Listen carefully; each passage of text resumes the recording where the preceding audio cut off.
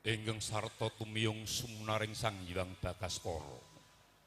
Kang wujud paremanjing wonten sanginggining sasana pargian. Kadya arsa melu mbuka badhe lumadhening tata cara pargian wisudan dapnya srika pargiya temen carimbit. Mongko winengku saking kulawarga pamenggugati. Bapak Agus Nardianto Ibu Purwanti pilenggah wonten ing Bulak Taraman Sidoarjo Sragen. Monggo kula ingkang minangka widya wiyakane pargian tumuli arsa hambuka tumapak laksaning tata cara pargian sesaringan sutresna pametri budaya campur sari agata wonten majaning sasana pargian. Hanyarkara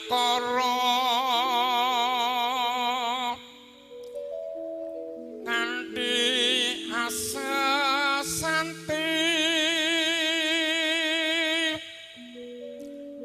sonya ruri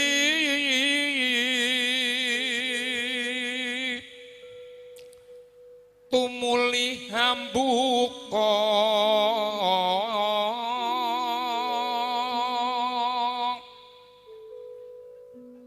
pahargyan kang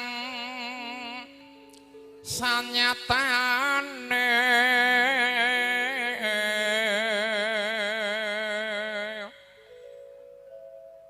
Bapak Agus lan Ibu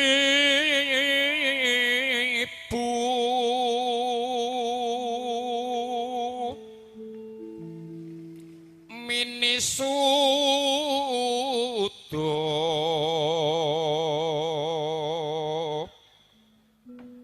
putra lan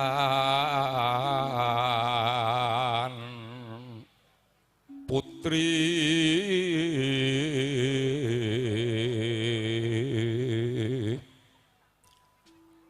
binarung ing pradangga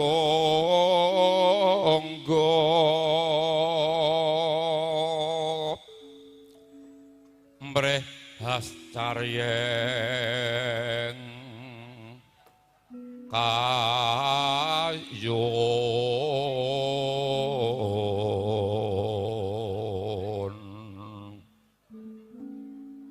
sagarwa putra Wandawa tekeng dase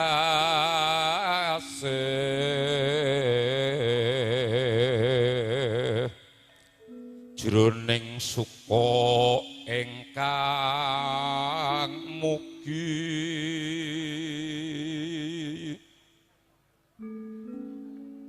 pamuji kang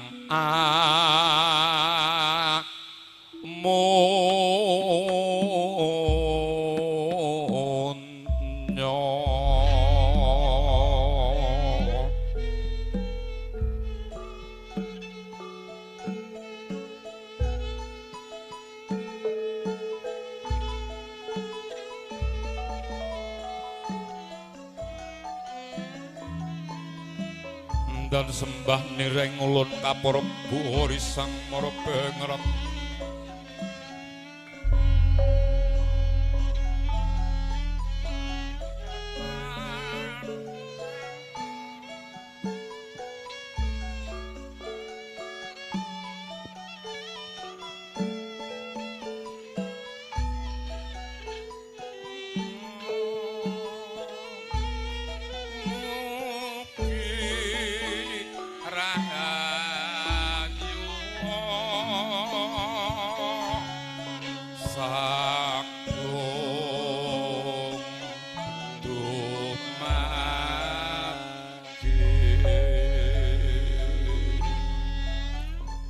arum kang raras manawung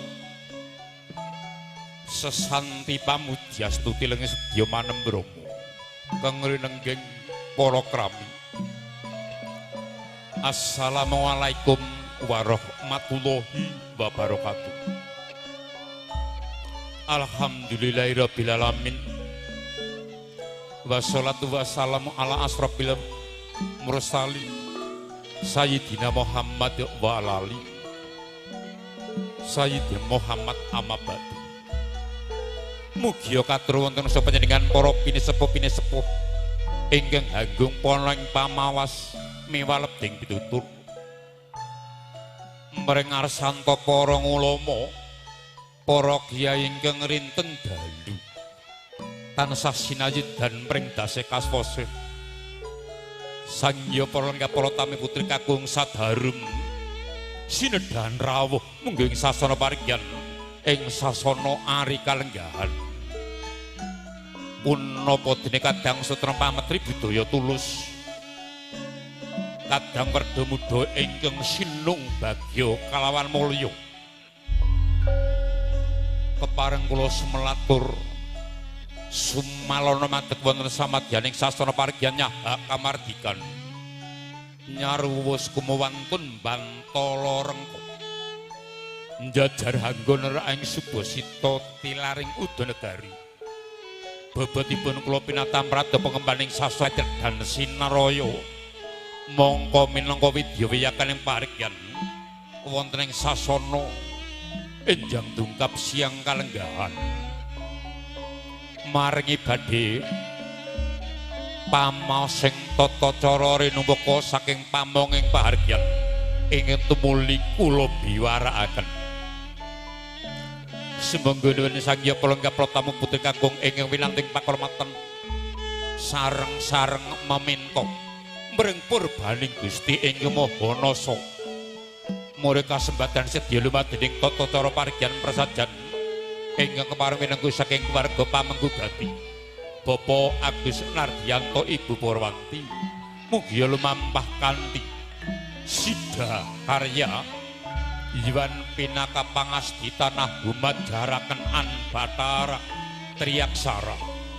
Wardine Prakawis mugi kacakup wiwitan tengan engga pungkasan mugi lumampah sepen ing pambengan manggih ing kayuwanan. Mestuti lampah-lampah lumadening tata cara parigyan ing nedha kepareng arsa kahayatan. Badhe miyosing Sri Kapargya temanten putri saking sasana Panti Busana. Pinarak lenggahing sasana Renengga Bali Winanggun. Lenggah samekta ing sasana Renengga Bali Winanggun. Tumuli ngawekani tata cara ingkang angka kalih. Pamboyonging kembar mayang kayu klebu Dewandaru Jayandaru minangka tandha pangrangoning Sri Kapargya temanten kakung saking sasana Pangrantu ingkang kalajengaken lumadening tata cara pangandika pasrah panampening Sri Kapargya temanten jali. Purna tata cara pangandika pasrah panampening Sri Kapargya temanten kakung kinarya memetri adat lupiya Jawi ing kula mampah pangging temanten carimbit ingkang mitrat satataning tata cara adat Widiwidana ingkang tumuli purna kalajengaken tata cara krobongan minangka lumadening tata cara krobongan kapisan. Purna tata cara krobongan badhe rawuh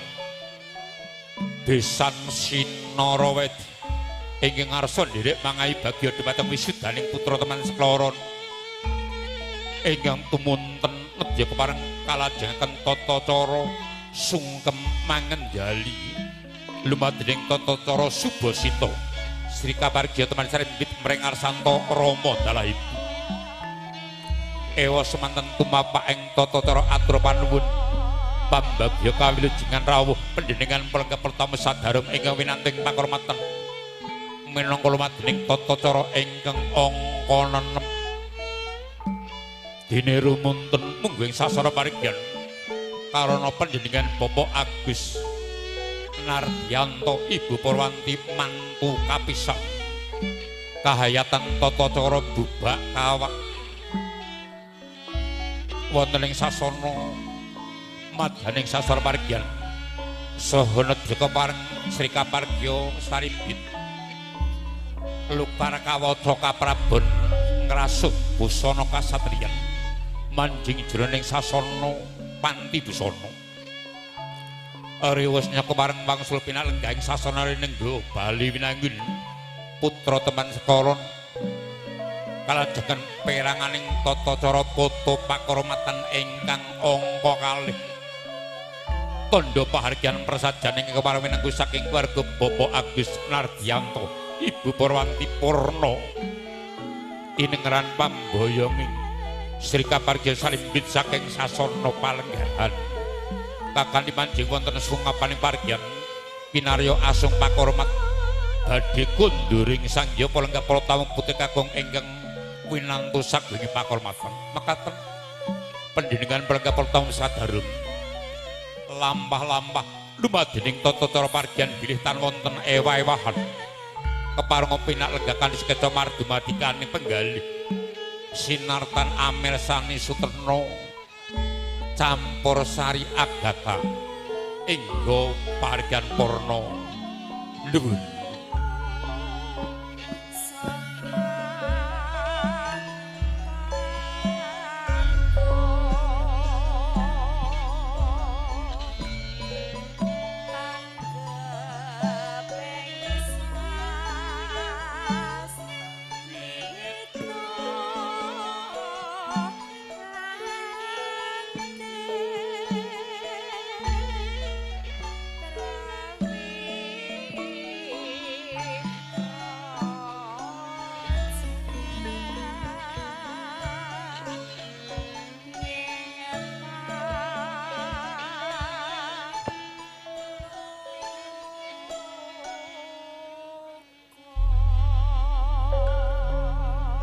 tan kadi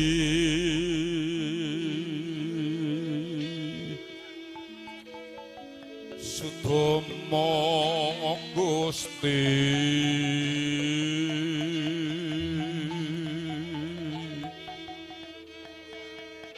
sasongko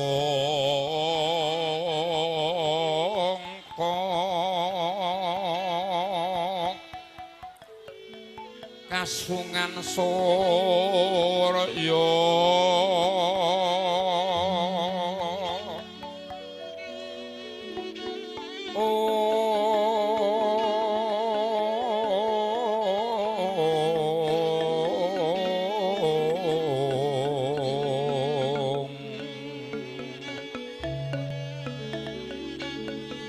Prabanyo sumungsum kayawa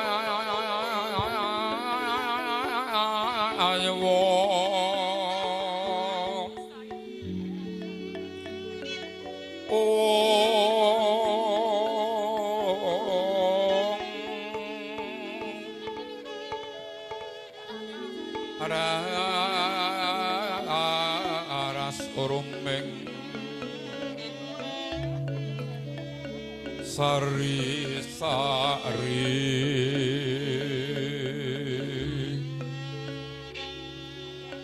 samyo manno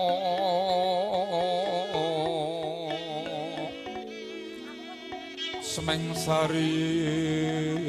ro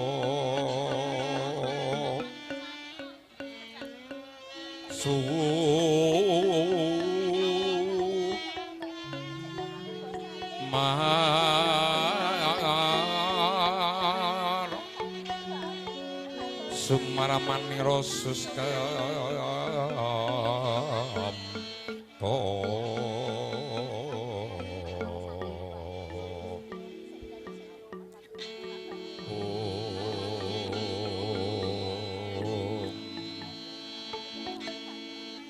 ujwalaniro sumunu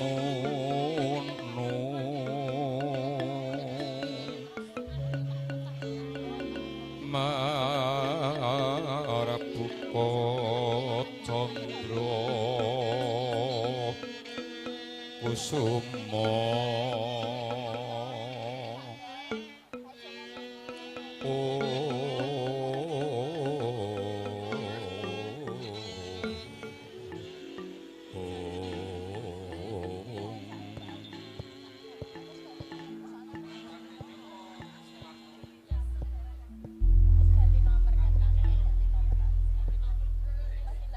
Purna ngulur sari 19 wadana Sri Kapargya temanten putri mungging sasana Panti Busana. Tumuli Bapak Agus Nardianto adalah Ibu Purwanti. Samapta genya keparang arsa ngareh-areh lumaratnya putri sinebagya saking sasana Paswangi kabiwada kadang sentana putri. Pratitis sembaganing Sri Kapargya teman sarimbit Ibu Pangadi Busana. Genya keparang arsa nganti mijilnya Sang Retna Dayita saking sasana Paswangi ngambar Sekar Teja jroning sasana pahargyan suka.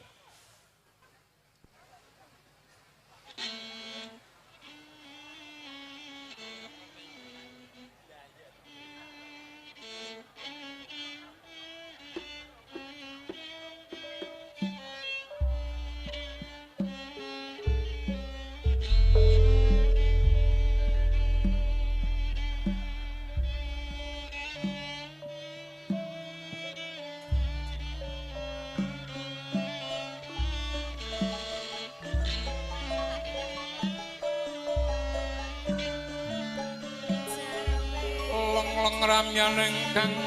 sasongko menyar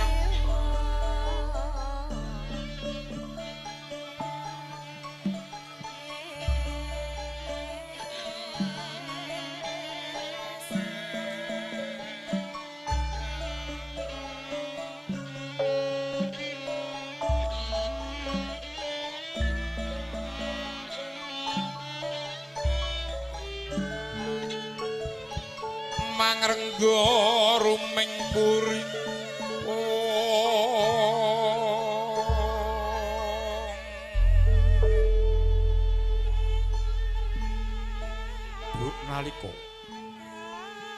Duk nalika kalaning taun 1900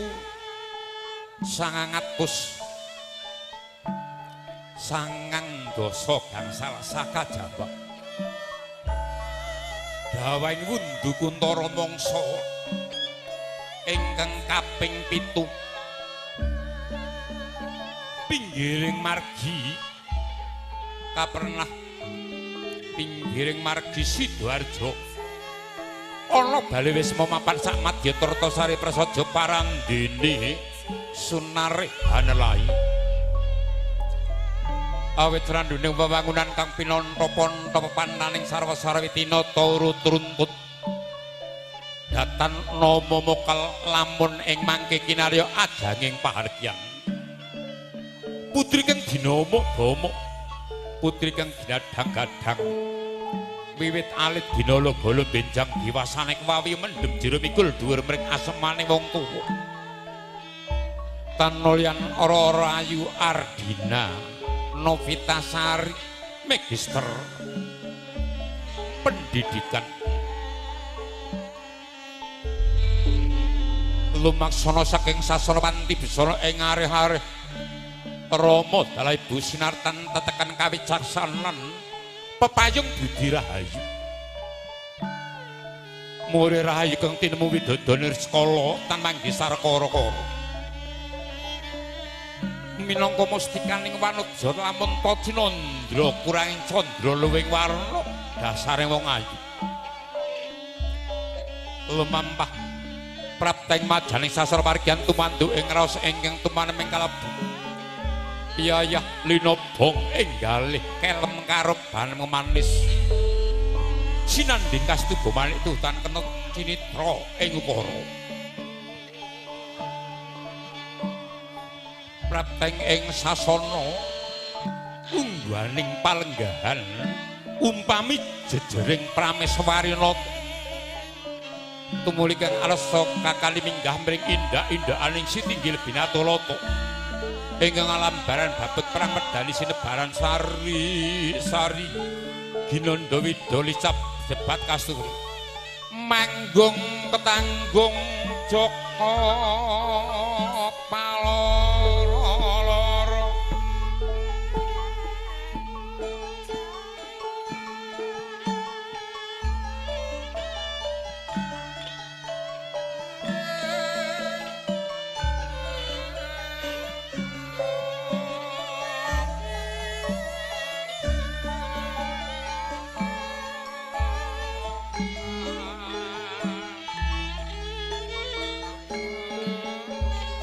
lenggah anggana raras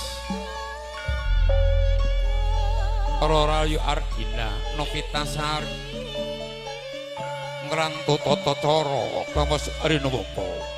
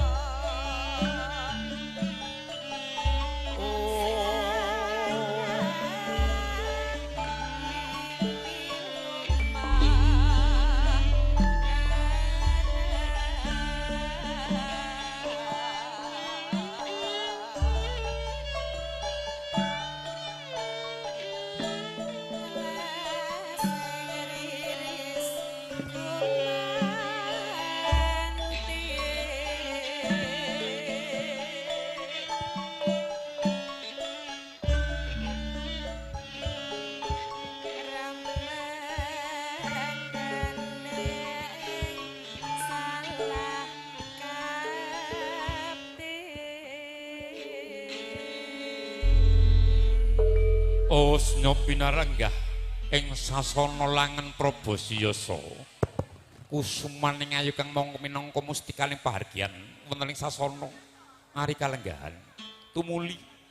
arsa ngulir budi cipta rasa manunggaling sasana pahargyan duta piniji ingkang kepareng minangka caraka pamethuk ing Sri Kapahargya temanten jalu panjenengan Bapak Kribu Hidayat nganti satriya sinangga jajar Dimas Surana dalah Dimas Giman saranane yen wong luhung betalapa kurang guling elinga lajat mika yen watana kudu manis breseng semeng sasama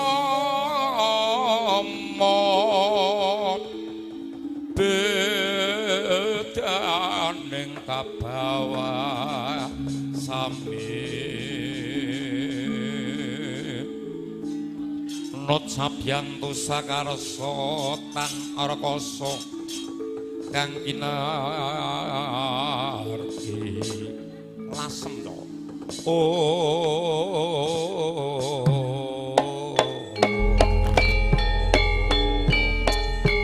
pamboyong sekarang dimongko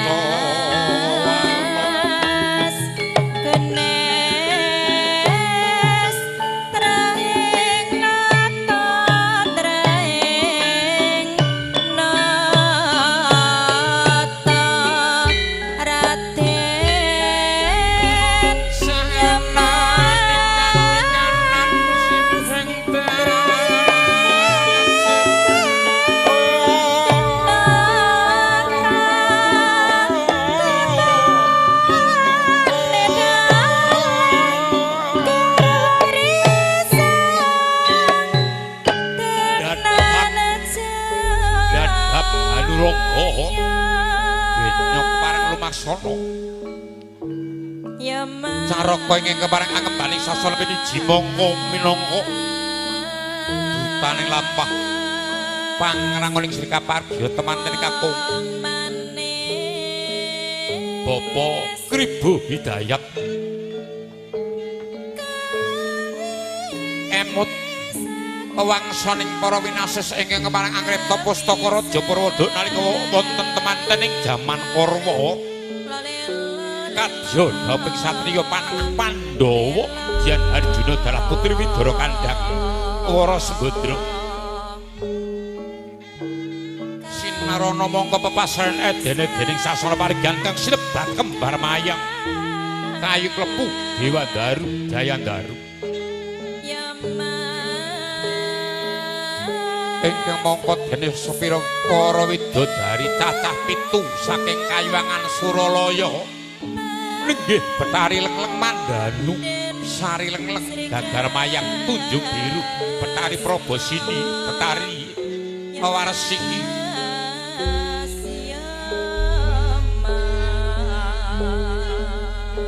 naluri budaya Jawi ing lumampah kados budaya kraton Surakarta Hadiningrat Gusti ingkang sinuwun susuhunan pakubuwana ingkang kaping sekawan pratelakaken lamun to kembar wayang kenging kinarya pitutur luhur bebasan kena kanggo cagak tuwak tolak balak murid jroning sasana parigyan datan ana rubeda umpama jeneng ana rubeda ora bakal teka yen to nganti teka ora bakal tumomo parandene tumomo ora bakal dadi boyong apa sinawung lumaksana tetep madhep mantep rasa awas kulawan waspada reptaning cipta mulya muhung kasembadan maring lekas wekas sing sedyatama caraka ing kepareng tinagrah piniji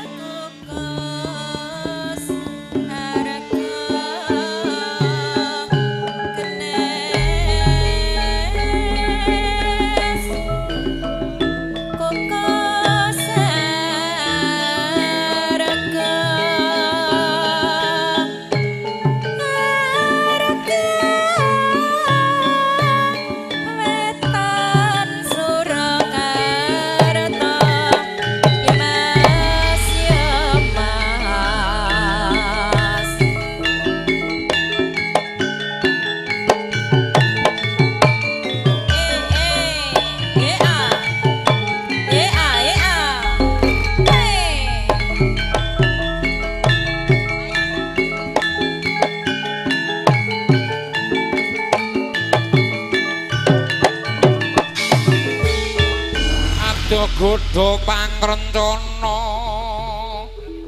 mapan iku ya sejak tining urip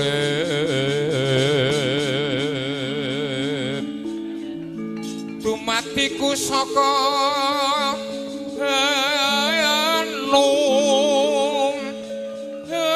neng ing cipta sono ya tawang powang prajaku sinebut pura kencana lumarep nyoteman dening kakung kablebeteng rajak osi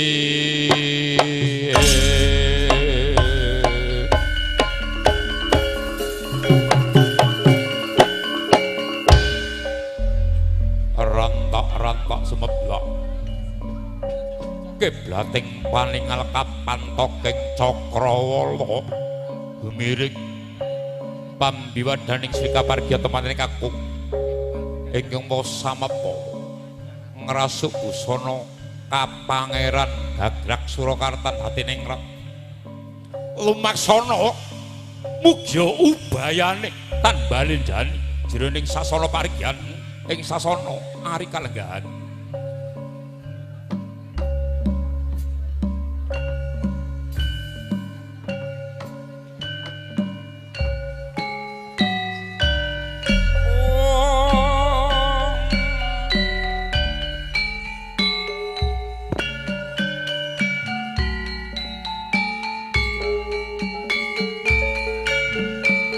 wasnya lumaksana saking sasana pamondokan nengging sasana pangrantuk Sriat Moja temanten jali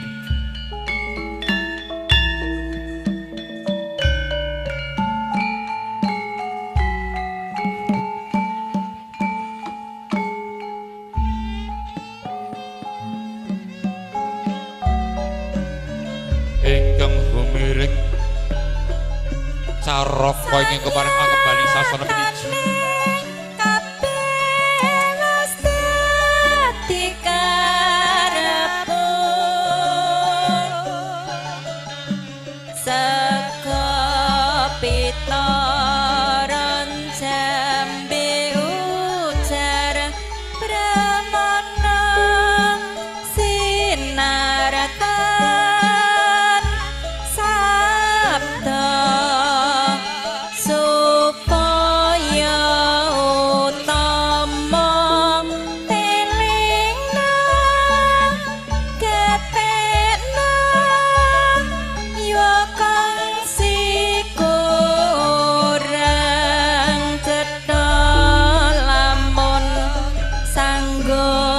aja gugup nanti jujure aku kalamo tumuli sang bibasara kekalih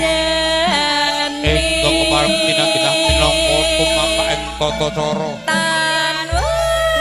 pangandika pasrah panamening sikapardiya tepate janji ugi kepareng samapta